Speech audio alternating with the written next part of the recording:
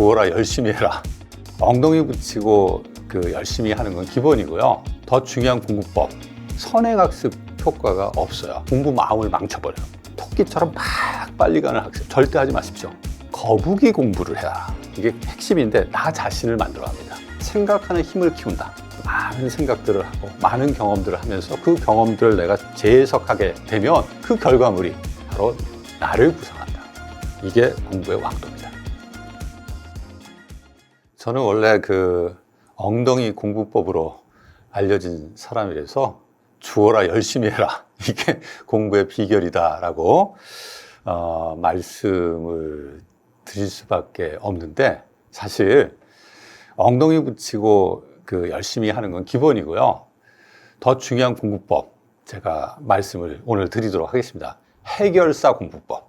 절대 내가 모르는 것, 이해가 되지 않는 것, 이것을 다음에 어떻게 시간 되면 그때 좀 더 공부를 해봐야지. 미루는 공부는 절대 하면 안 돼요. 지금 수험생도 그렇고 사실 성인들도 뭘 공부할 때 보면 잘 이해가 안 되는 부분들이 있거든요. 그거를 지금 해결하지 않고 딴 거 하다 나중에 돌아와서 해결해야겠다, 이렇게 되면 해결이 안 됩니다. 그리고 그 해결되지 않은 부분이 이후의 공부 활동에 계속해서 부정적 영향을 미쳐요. 어떻게 보면 우리가 토끼와 거북이 얘기를 많이 하는데, 일종의 거북이 공부를 해라.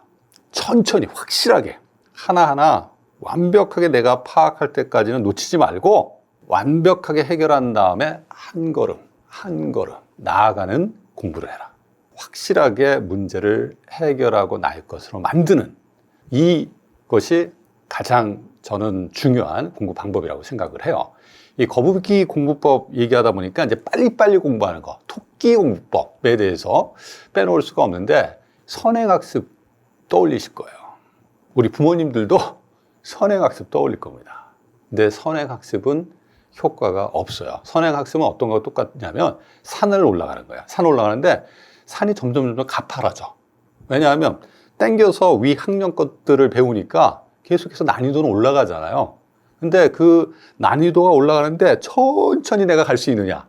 아닙니다. 선행학습은 가면 갈수록 빨리 뛰어야 돼요. 자, 그걸 이겨낼 수 있는 사람이 얼마나 될까요? 없습니다. 더 큰 문제는 뭐냐면, 내가 빨리빨리 어려운 문제를 해소하지 못한 상태에서 어려운 문제에 직면해서 공부를 하게 되면 공부 마음을 망쳐버려요. 왜? 이해가 안 되는데 어떻게 공부 마음을 계속 유지할 수 있습니까? 따라서 선행학습, 토끼처럼 막 빨리 가는 학습 절대 하지 마십시오. 거북이처럼 완벽하게 문제 해결하고 그다음 한 걸음 얹고 한 걸음 얹고, 이렇게 되면 그 다음에 걸어가는 속도가 점점 빨라질 수 있어요. 확실하게 현재 문제를, 현재 내가 공부하는 내용을 해결하고 그 다음으로 착실하게 넘어가라. 그것이 느리지만 확실한 공부 방법이다. 이게 공부의 왕도입니다. 독서는 아무리 강조해도 지나침이 없죠. 사람이 책을 만들고 책이 사람을 만든다. 도서관에 보면 항시 쓰여 있는 어구인데요.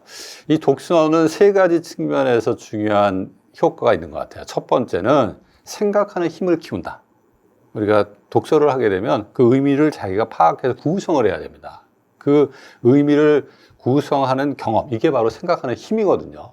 우리가 이제 다양한 경험들을 앞으로 할 텐데, 특히 변화하는 사회 속에서 새로운 경험들을, 그 의미들을 파악하는 데 있어서 되게 중요한 능력이에요. 따라서 독서를 많이 하는 것은 앞으로 변하는 사회에 맞설 수 있는 사고하는 힘을 키우는 것이다. 두 번째는 독서를 통해서 세상을 우리가 알 수 있잖아요. 다양한 세상의 흐름들을 우리가 이해함으로써 내가 무엇을 하고 싶은지, 내가 하고 싶은 일들을, 자기의 미래를 만들어갈 수 있다라는 측면에서 독서가 상당히 중요하고요. 세 번째는 독서를 통해서, 이게 핵심인데, 나 자신을 만들어갑니다. 아까 책이 사람을 만든다고 했는데 그 사람이 바로 자기 자신인 거죠. 책을 통해서 많은 생각들을 하고 많은 경험들을 하면서 그 경험들을 내가 재해석하게 되면 그 결과물이 바로 나를 구성한다. 그래서 정말 폭넓은 교양인으로서의 나, 또 세상과 호흡하는 시대인으로서 나를 만들려면 독서가 상당히 중요하죠. 이때 이제 독서를 어떤 방식으로 하느냐가 되게 중요한데, 이 생각하는 힘을 키우는 경험이기 때문에 절대 책은 빨리 읽어서는 안 됩니다. 옛날에는 속독 막 되게 열심히 막 홍보하고 그랬는데 요새는 쏙 들어갔어요. 정말 다행이에요. 그 내용을 생각할 수 있는 충분한 시간을 가지면서 책을 보는 게 중요합니다. 우리가 정보를 획득하기 위해서 책을 읽는 시대는 지나갔어요. 정보는 필요하면 챗GPT한테 물어보면 되잖아요. 생각하는 힘을 키우기 위해서 책을 읽어야 합니다. 그렇게 하기 위해서는 저자가 책을 쓸 때 어떤 생각을 하고 책을 썼는지 그 생각을 읽으면서 책을 읽어야 돼요. 그게 중요하고요. 두 번째는 어떤 주제와 관련해서 책 한 권으로 그 주제를 온전히 이해할 수 있겠습니까? 파악할 수 있겠습니까? 어려워요. 어떤 한 주제에 대해서 책을 읽기 시작하면 적어도 한 3권에서 5권 정도 서로 다른 관점을 가진 책들을 찾아서 읽어보는 것을 추천합니다. 그래서 좀 더 그 주제에 대한 깊이 있는 이해, 그리고 다양한 관점에서 그 주제를 어떻게 보는지를 자기가 간접적으로 경험함으로써 나의 관점을 만드는데 훨씬 더 많은 도움을 받을 수 있다. 그리고 마지막으로 좋은 책들은 반복해서 읽으세요. 저는 제가 좋아하는 책들, 좀 많이 저한테 도움이 됐다는 책들은 따로 이렇게 책꽂이에 꽂아놨다가 시간 되면 잘 생각이 안 날 때 또 한번 보고 싶을 때 꺼내서 읽는데 그때마다 좋은 책은 계속 좋은 책이더라고요. 그러니까 좋은 책은 한 번으로 끝내지 말아라. 여러 번 만나라. 친구들도 그렇잖아요. 한 번 만나고 끝 나는 친구는 좋은 친구가 아니에요.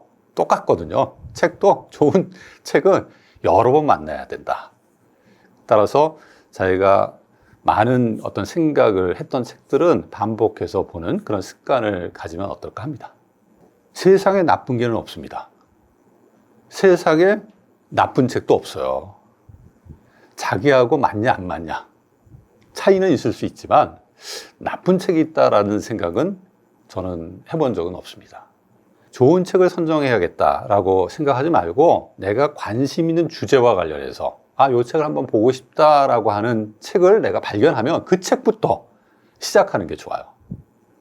그 책이 또 다른 주제로 자신의 관심들을 확장시켜 나가는데 되게 또 도움을 줄 수 있는 좋은 책이 될 수 있는 거거든요. 좋은 책이다 아니다라는 것은 읽어보고 난 다음에 판단해야 될 문제지 표지만 보고 사람들이 하는 이야기만 듣고 판단해서는 안 되는 것이죠. 우리가 옛날에 알아야 면장을 한다라는 이야기를 많이 했습니다. 그 지역 주민들의 생활이나 그 지역 특성들을 잘 알아야지 그 지역의 행정 업무를 담당할 수 있다. 이런 의미로 많이 사용됐잖아요. 원래는 이게 논어에서 알아야 면장한다라는 이야기에서 유래된 겁니다. 알아야지 면장이라고 하는 것이 뭘 의미하냐면 뒤에 면장은 담벼락을 마주봄이라는 의미예요. 그 앞에 있는 면은 그것을 피할 수 있다. 우리가 담벼락을 마주보고 있으면 답답하잖아요. 이 답답함을 피할 수 있는 게 바로 아는 것이다. 즉 생각을 하려면, 질문을 하려면 알아야 됩니다. 아는 게 있어야지 질문이 생겨요. 호기심이 생기고.